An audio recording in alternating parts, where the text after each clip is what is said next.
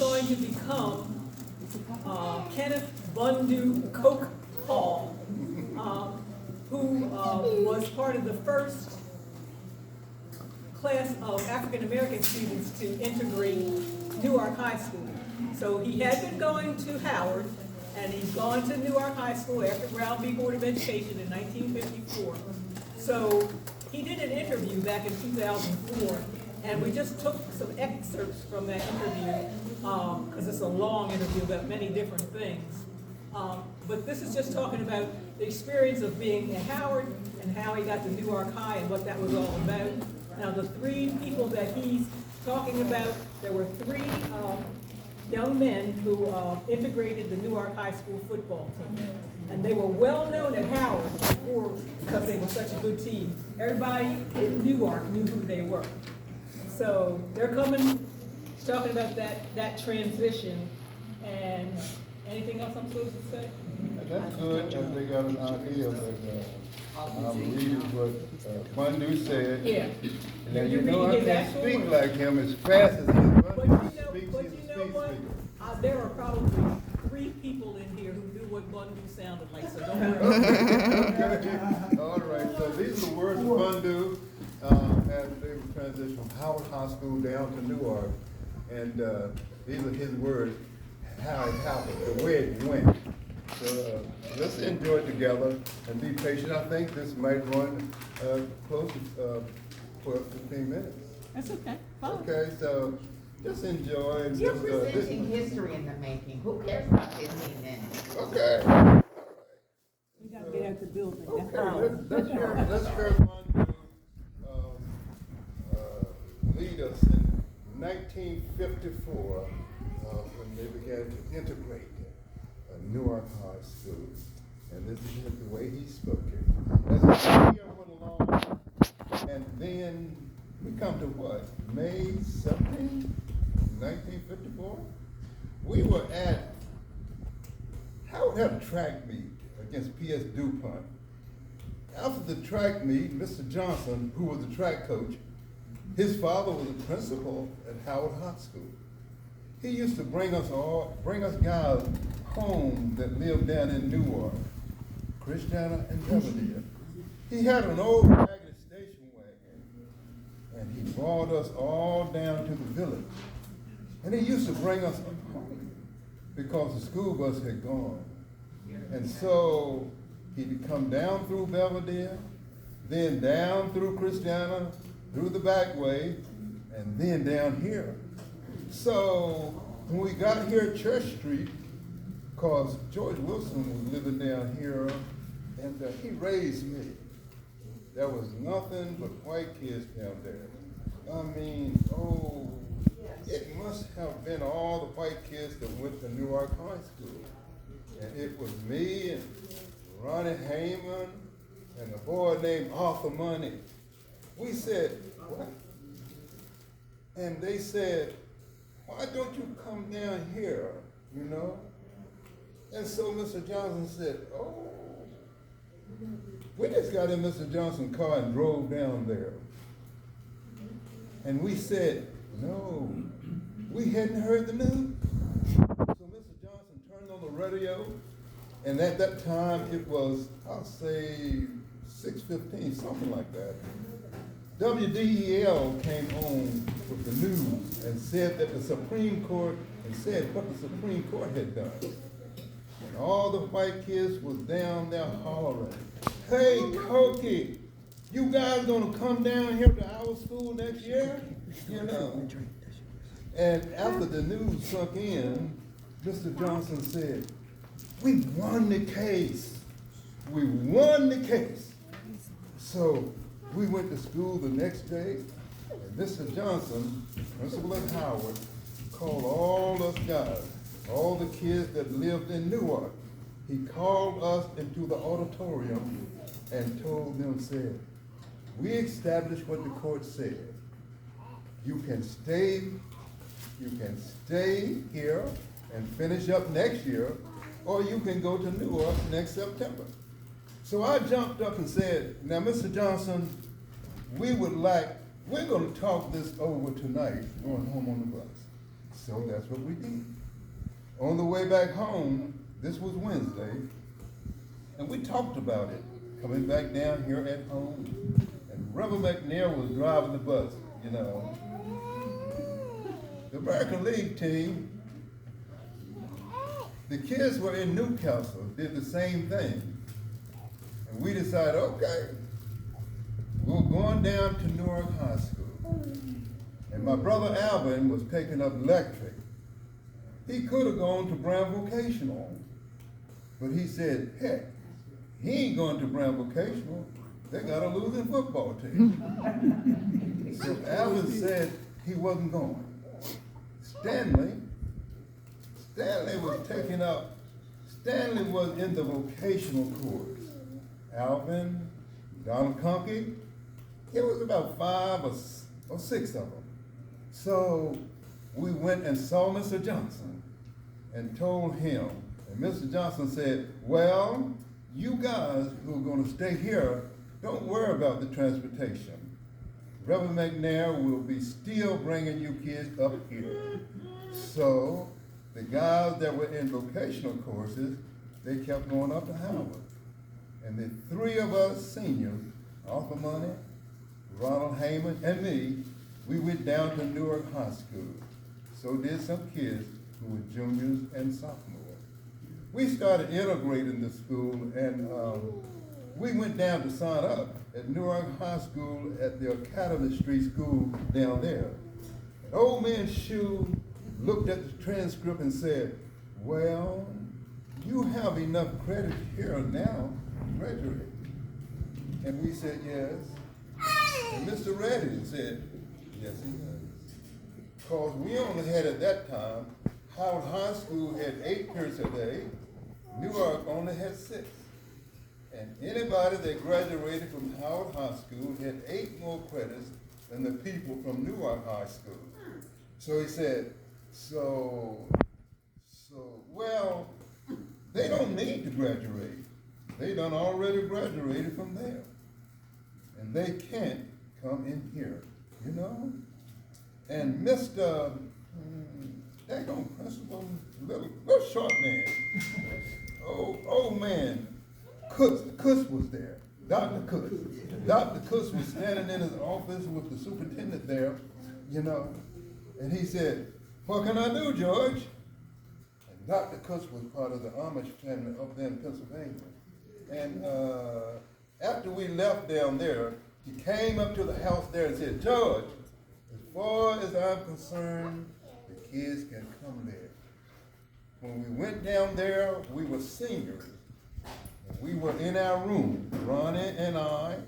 The names went alphabetically, Hall and Heyman. We were in Miss Annie Gallows' room that lived right down there on Main Street, right in back of our backyard. What she did, she came and walked down to my Aunt Target's and said, listen, she said, you're gonna be in my room, you two with the H's. Bucky Money, his name began with M, was with the English teacher. I forget the man's name. She said, don't worry about it, just come on down, you know. What she said was all the boys, you know, we played baseball in the American League team with them. Old man Hamilton had that, and we knew all the guys down there. So she said, the last day of school at Howard, for someone unknown reason, Newark had 2 extra days or something, and you kids come on down and walk around the building. Well, we had already been in that damn building.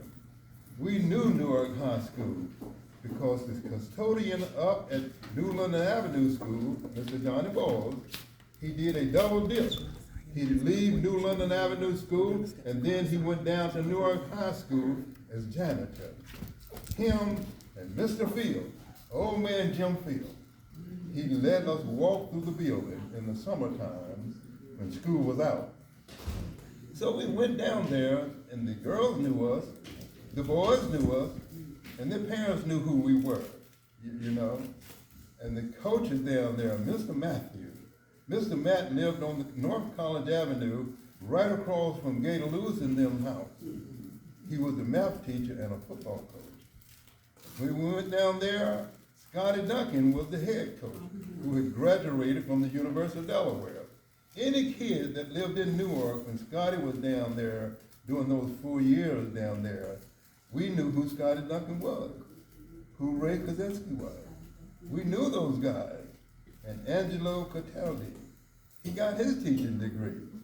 Everything went smooth. We didn't have no fights down there.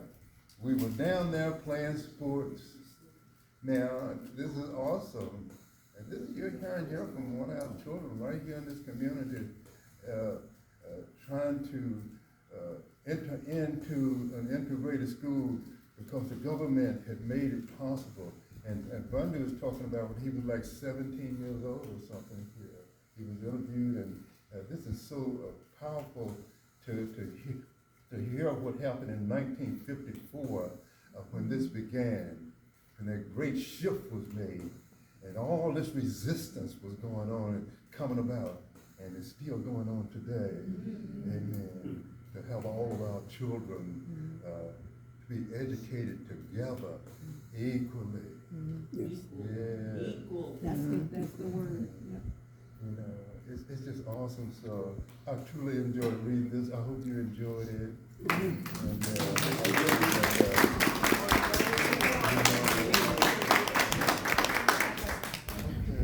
Thank you, Pastor Charlie. He brought Bunduh to life. He caught his spirit. He doesn't have the same voice, but then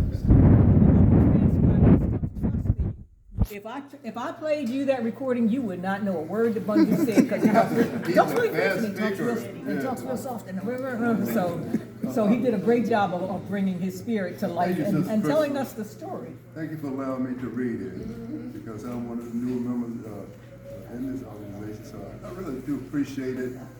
I love that. I see so much in it. You know, if I could just talk for a minute, when I read the part about the white kid hollering, "You're all coming down here," what you really hearing there, you're hearing the voice of the parents. You're hearing, they couldn't speak that way. Because you're all coming to our school next year. It had already been agreed through the parents and through the community, through the pastors, you know they had talked. So you hearing those kids, you're hearing a community that's going to accept this law. You see, that's what you're hearing. That's why I was excited about this, because of how this community, the white and the colored, they call them, was ready and willing to enter in to this great passing and ridding ourselves of that separate but equal scoundrel. So getting rid of that and going to allow all of our children to be educated together equally. And it's so strong, it's so much in there coming from a very simple talking, one of our own Bunduh here, but it's so much history there. And just think about it. This was going on all across the nation. All across the nation had to confront this. And we get to hear it from one of our very own right here in Newark. This is so valuable. This is a document.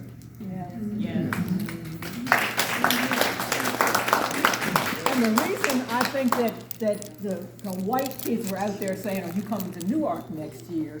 is because they had already established, those three had already established themselves at Howard, and the whole county knew about their athletic prowess. Newark High had not yet achieved their the status that they had when I was at Newark High of being a football powerhouse. So they were like, "You coming down here next year? Because we need y'all." Amen. And we're not ashamed. Come on. So they decided to do it. They were the only seniors that were at Howard at the time, but I think altogether there were 38 kids who transferred from Howard, graduated from New London Avenue School. They also came. One thing that I learned while I was researching all of this is that Bancroft School in Wilmington that just was rededicated yesterday was a junior high school that I know, I didn't know it either, that some kids from Newark went to after they graduated from here. They went to junior high at Bancroft, yeah, so. Marvin, we have to have a conversation about that, because I couldn't find any more information. Chris, I know you're about to leave, but No, I want questions. one quick note is, what I found out by your reading was that Howard was advanced to Newark.